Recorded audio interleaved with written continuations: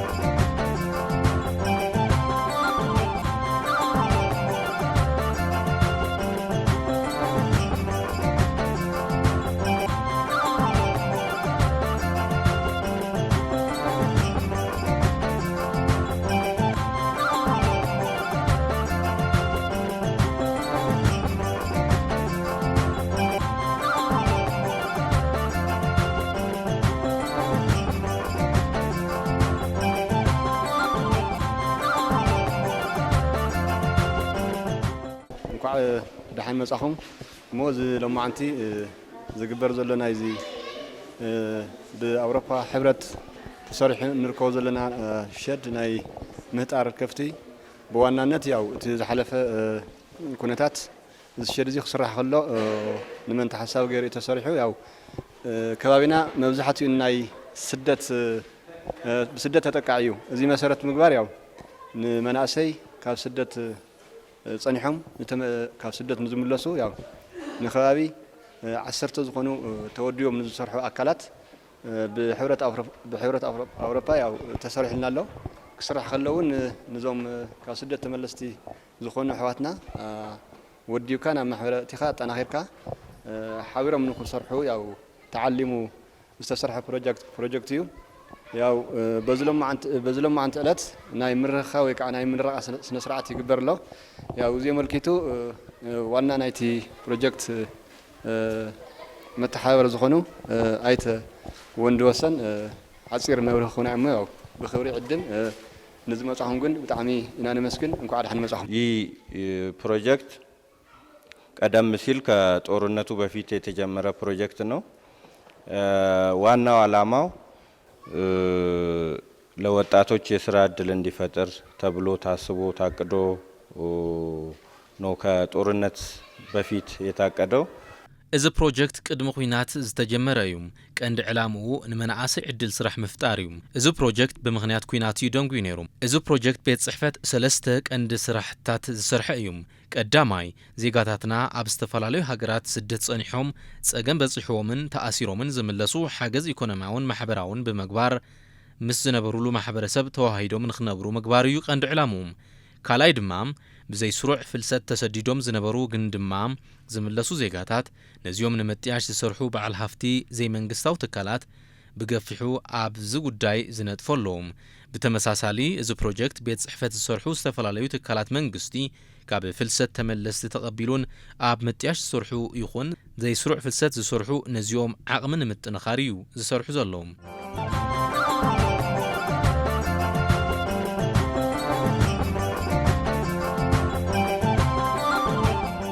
ባለፈው በትግራይ ክልል ደረጃ 3 የቴክኒክና ሙያ ኮሌጆችን የአቅም ግንባታ ድጋፍ የተራዩ ቁሳቁሶችን በመደገፍ እነሱ ደግሞ ለወጣቶቹ አጫጭር ስልጠና እንዲሰጡ ለማስቻል በክልል ደረጃ 3 የኮሌጆችን የስልጠናና ሙያ ኮሌጆችን ቲቪቲ ኮሌጆችን አቅም ለማጠናከር ድጋፍ ያረግንበት በብርክ ክልል ትግራይ ህንጸት ሓገዝ ሰለስተ ኮሌጃት ቴክኒክን ሙያን ዝተፈላለዩ ናውትታት በመሕጋዝን ንመናእሰይ ሓጸርቲ ስልጠናታት ንኽህቡን ሰለስተ ዝኾና ኮሌጃት ዓቕምን ንምጥንኻር ሓገዝ ዝገበርናሉ እዩ ኣብ ከባብታት ዓዲግራት ማይጨውን ዓዲ ጉዶሙን ኢና ሓገዝ ጌርና መበል ሳልሳይ ድማ ሰብ ዝስደደሉ ቀንዲ ነገር ስእነት ስራሕ እዩ ቀጺሉ ድኽነት እዩ ነዚ ድማ በብኸባቢኡ ዕድል ስራሕ እንድሕር ዘይተፈጠረሉ ብዘሕጋው መንገዲ ምስዳዱ ኣይቀርን ነዚ መሰረት ብምግባርዩ ከምዚ ዝበለ ፕሮጀክት ዝተሰርሐም እዚ ፕሮጀክት ምስራሕ ጥራሕ እኹል ዝኸውን ኣይኮነን ዝተወደቡ መናእሰይ ኣብዚ ስራሕቲ እዚ ተዋፊሮም ተረባሕቲ ንኽኾኑ እዩ ቀንዲ ዕላማ እዚ ፕሮጀክት ኣብ ፍሮይኒ ብቐጻልነት መናእሰይ ቀልጢፎም ብምውዳብ ኣብዚ ስራሕ እዚ ብምውፋር ንባዕሎም ገንዘብ ንኽረኽቡ እዩ ካብዚ ሓሊፉ እዚ ፕሮጀክት ቤት ጽሕፈት ኣብ መናእሰይ ግንዛበ ናይ ምዕባይ ስራሕ ይሰርሕ እዩ ብቐጻልነት ከምዚ 6 ዓይነት ስራሕ ክንሰርሕ ተሊምና ኣለና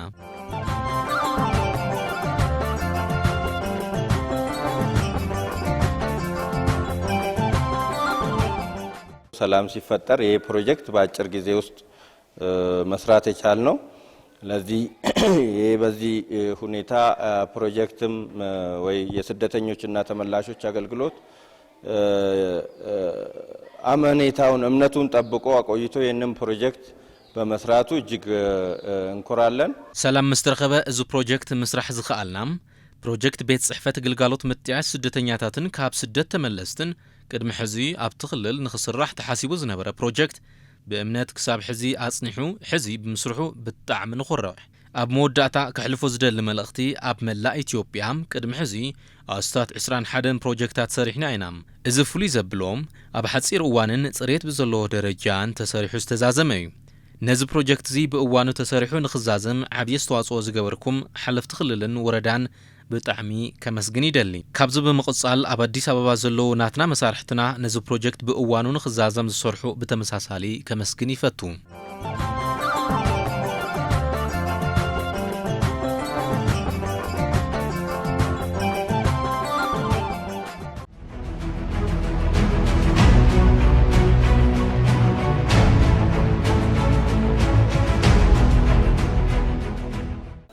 بحفشة كتما فرويني بتوم ناي سدة تقع تخول بهالو إيراتات حدي سلازي زي تكالو زي خا نزوم خاف سدة تملستي ما أخل زجبرة بخا لعلى عسرت زي أخلو صراحة عدل كفتر دخل شيدي تسرح له ياو بتي جوار سنايل تجورنا نايشيد مسرح أو زدر جازي وصيحو أو لو ما عنتو نام برا وصيح له نا تعمينا أنينا نبل مالتي نا أصالنت كله بزح أقام دلو خاوي بكيناتون تتأخذ بمهانو ياو تدقف أصالنت كله ياو مسؤاتهم دقفت رخونه قرت سنايون أو نحبر مدارك ترخونه أكلات عليهم بحوار كينهم خلي أول توسعي سرعة الفطر اللفت منسي ياو خدك فينا تصفى نقبر بقول كعون توعدنا نقرما. إذا شد صرح النازل على رئيس بهالبرنامج وبلا النازل له مسبيرونا بمتحوار مستختمة عب كتما فروين الزمر الله نايلهم معنتي على تشدشته نتوم كاد سدة تملس تزخون مناسي تمليسهم نحتنا يسدة نخي كودو مليس كان سرح عدل فتيرهم زقوم طلو نبالي زي أدمان شدشته نعثرت زأخلو مناسي يا ختبل بخفت مهت أريات شيء تسرح هذا حساب كل تميلين زأكل كرشخاء تودي على بجته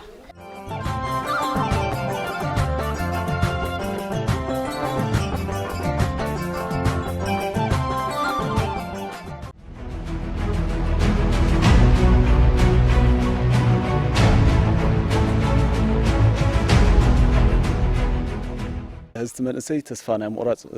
نجارات له صراحة أنت له ياو تسفا مسألة نجار نيو هذا عسرت تجدا عسرت زي سرعة عدنهم فطر لهم تلو بقول كعون ساعتهم صراحة تنيا يفطرون يوم سلازي تسفح قبري خالي مالتي تمنقستون أو ساعة زي خنريت لنا شكم يا خالي ياو 5 دولار قرت سنة يخم بسلوجين عدنا تفطر لخد الله تمنسي ياو نفس سدة المرض أو المخنات كلها يخلي سدة المرض أو المخنات هون تناي سرح مسأن دل على مخاني أنا درا سلازي كم زيرو عدلات كفتور تلوجين عاوز أجايو يلقوا وصل مالتي. تفلسات كبيدي زلوا على تقدم أرنتون زخباب زخن تقلع عتبه اللي توصيد نيرو قدمتو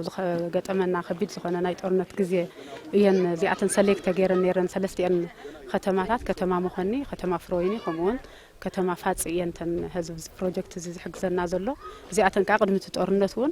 ብርክት ዝበለ መንእሰይ ካብ ዝኸባቢታት እዚ ዝኸደሉ ስለ ዝነበረ እየን እቲ ናይ ምሕራይ ስራሕ ተሰሪሑ ነይሩ ሕዚ ድማ ምስ ትግራይ ገጢሙ ዘሎ ከቢድ ዝኾነ ንምግላጹ ዘጸግም ሽግር ብፍላይ እቲ መንእሰይና ከቢድ ዝኾነ ጸገም እዩ ዘሎ ከቢድ ዝኾነ ናይ ስራሕ ዕድል ስእነት እዩ ዘሎ ንዚ ድማ ብፍላይ እቲ መንግስቲ ክሕግዞ ዝግብኦ እቲ ናይ መስርሕን መሸጥን ምስ ናይ ልቃሕ ምስ ናይ ስልጠና ሓደ ኣካል ኮይኑ እቲ ናይ መስርሕን መሸጥን ፕሮጀክት እዚ ክሕግዘኩም ኢሉ እዚ ብምስርሑ ንሕና ከም ዋላ ንእሽተይ ነገር ትኹን ከም ጽቡቕ ኢና ክነመስግኖ ንደሊ ቀጻልነት እውን ክንህልዎ ኢና ንብል እቲ መንእሰይና ግን ከቢድ ዝኾነ ጸገም እዩ ዘሎ እቲ ናይ ስራሕ ስእነት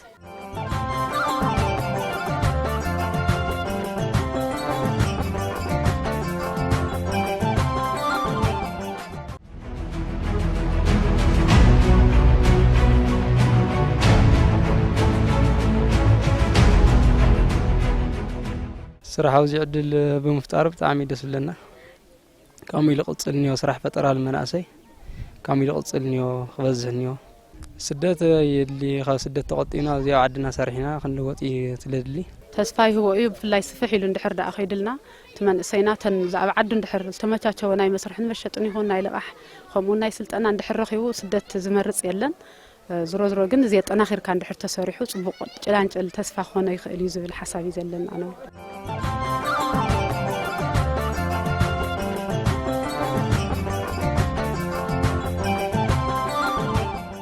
ስራሕ እዚ ምፍጣር ካብ ስደት ፈቃድ ስደት ስለለ ከለው እዚ ስራሕ መናእሰይ ሰሪሑ ክልወጥ ካሚልስ ክቅጽል ይደሎ ኢሉ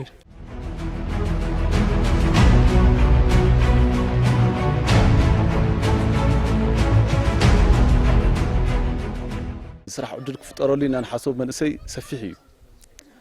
ሰፊሕ ብምዃኑ ብ10 ብ20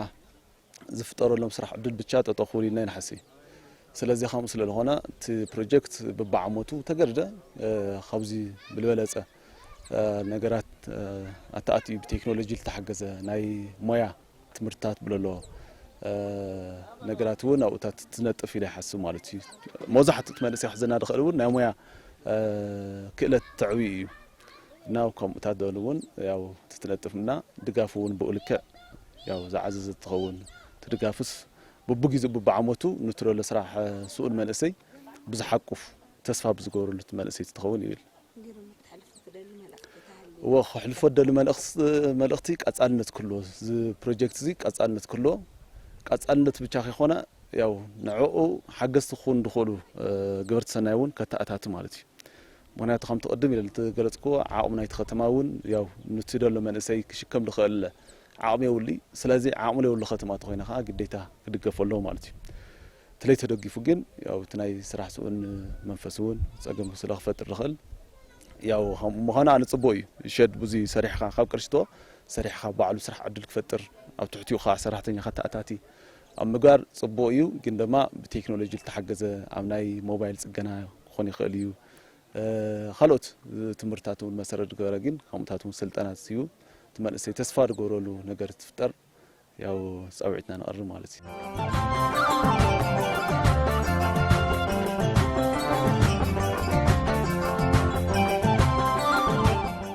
ጽቡቕ እዩ ዓቢ ነገር እዩ ትዛዓበየ ጸገሚት ናይ መስርሕን መሸጥን ብፍላይ ኣብ ናይ ሃፍቲ እንስሳ እንድሕር ኸይድኻ ገዛ ተኻሪኻ እውን ንምርካብ ከቢድ እዩ ቱ ክራይ እውን ብጣዕሚ ክባር እዩ ምስቲ ዘለናዮ ግዜ እዚ ነቲ መንእሰይ ጽቡቕ እዩ እንድሕር ረኺብዎ